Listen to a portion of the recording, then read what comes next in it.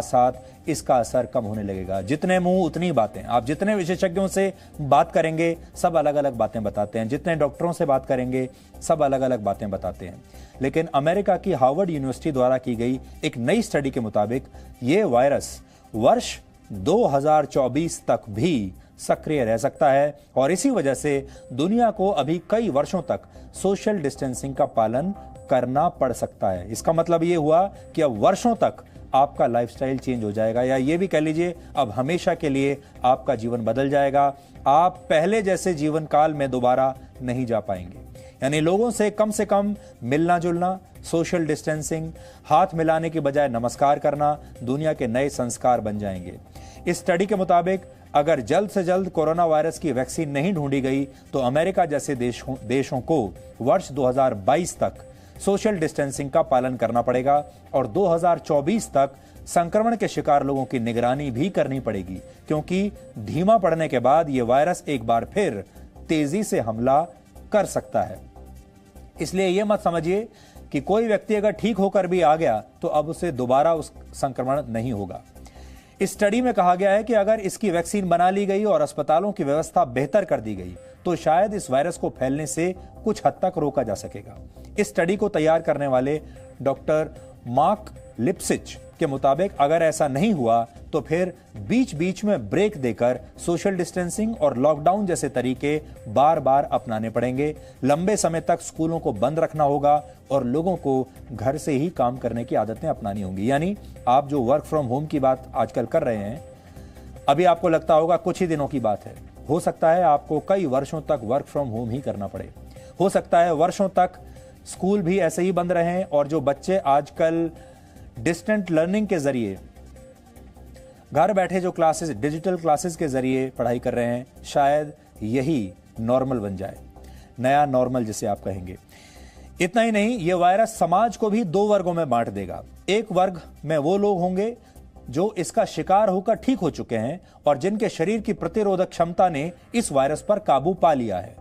दूसरे वो लोग होंगे जिन पर अभी संक्रमित होने का खतरा बना हुआ है और जिनकी इम्यूनिटी कमजोर है।